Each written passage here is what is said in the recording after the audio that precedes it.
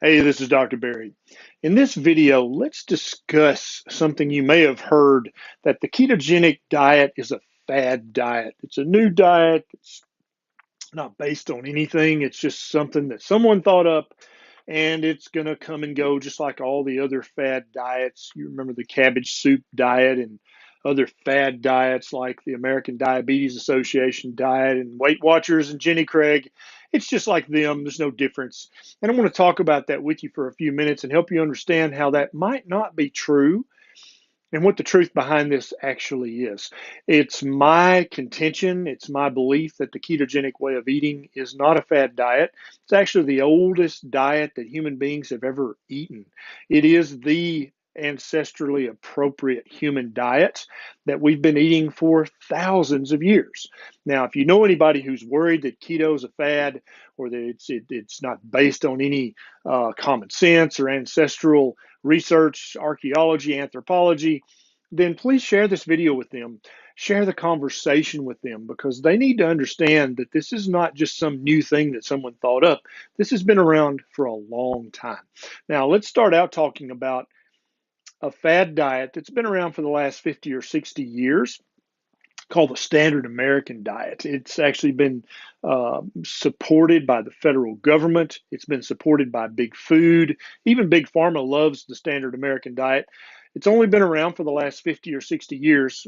You can remember when the food pyramid and my plate, and before that, the food wheel. All these things came from the federal government, from the U.S. Department of Agriculture. And these things were to sell lots of produce, lots of grain, lots of stuff that farmers grow. And I love farmers. Some of my very best friends are farmers. But what I want to advocate for you is to eat the ancestrally appropriate diet for you, the diet that's going to cause the least inflammation, the least disease, the least chance of obesity and type 2 diabetes. That's the diet I want you to eat. And you can see if you graph when we started eating the standard American diet, you can see the epidemics of autoimmune diseases start to skyrocket: type 2 diabetes, obesity, arthritis, uh, prostate enlargement. All these things started to go up right as we started to eat the standard American diet, and they continue today. And so my contention is that the biggest, most dangerous fad diet is the 6 to 11 servings of whole grains that we're told that we should eat every day. The 5 to 10 cups of vegetables we're told to eat every day.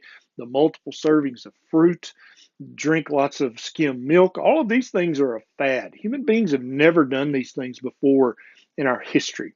Okay. Now, most of this is based on processed food because we live in a modern society. We're busy, we have jobs, we have lives, we have to do things. We don't have time to slave over a stove all day, nor do we want to. And so all of these things are ready made in a box, in a bag, ready for you to throw in the microwave or in some boiling water. And then you have a ready made meal full of nutrition that is supposed to nourish your body. No, these are food-like products that come from the factory. They don't provide you with any meaningful nutrition. All they provide you with is lots of carbohydrates, highly processed carbohydrates, and they provide you with lots of inflammation, lots of blood sugar, lots of high insulin levels. That's what they supply you with. They don't really give you the nutrition that your body is hungry for. And so that's the fad that's been going on for the last 50 years. Over the last 100 years, we've had access to factory produced food. And anytime you create a food like product in the laboratory or in the factory, it's going to have less nutrition by definition than real food. Okay, there's just no way. And I would love it if we could come up with some keto product that was full of whole food and whole nutrition. But anytime you try to turn food into a product, you slash the nutrition and you increase the chance of inflammation. And so for the last 100 years, the fad has been, oh, you don't want to cook like grandma did. You don't want to slave over the stove. You don't want to eat yucky organ meats and vegetables. You don't want to do that. Just eat this powder, eat this bar, drink this shake, all those things, because corporations make billions of dollars when you do that. They love that. Their board of directors is very thankful to you that you eat these products, but that doesn't mean that it's the right thing for your health. What have human beings been eating for the last several thousand years? What have we been eating? So we've been farming grain for about the last 10 or 11,000 years, at least to some degree. That doesn't mean that we were having 6 to 11 servings a day of grain. It just means we were able to farm it, and at least some small percentage of our diet came from grain. But even 10,000 years ago, the majority of our diet, if we had our choice, came from fatty meat. And then we'd eat some veg if we wanted to or needed to. And then if we were starving, we would eat grains. If we were starving, we would eat tubers, things that grow into the ground. But if we had our choice, we've always wanted fatty meat and a little bit of veg. And so I would postulate that that is the diet that human beings are supposed to eat. The reason we chose that anytime that we got a chance, the reason that we drove very large fatty meat animals to extinction by hunting them was not because we were just greedy, mean carnivores. It's because that's the food that our brain and our bodies needed. And so when you look at it like that, it becomes very easy to understand that the U.S. Department of Agriculture, the American Diabetes Association, these guys have lobbyists in Washington. And the big food corporations have lobbyists that they pay millions of dollars a year to convince you, to convince the mass media, to convince the federal government that lots of servings of whole grains, lots of servings of skim milk, lots of servings of vegetable oils every day are really, really good for human beings, or at least not that bad.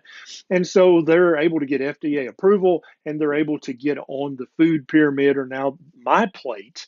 And then they're able to get guidelines put out by these big regulatory organizations that say saturated fats are bad for you and vegetable oils are good for you, even though there's not a shred of evidence or common sense to back any of that up. So I would say it's time to understand that keto is a rediscovery, not a fad. The ketogenic way of eating is the appropriate human diet. And if you're not eating that, then you are in fact eating a fad diet. Now, as you can tell from this video, I don't get a penny from big food, big pharma, or big medicine. I don't work for them. I work for you. And if you'd like to help me have more time to make videos like this, you can click on my Patreon link. It's right down below. You can sign up quickly and throw a buck or two my way so that I have more time to make more videos just like this. Follow me on Facebook, on Instagram. I'm even on Twitter. Reach out to me and let's start a conversation about your health and how to rediscover the diet that you're supposed to be eating. This is Dr. Berry. I'll see you next time.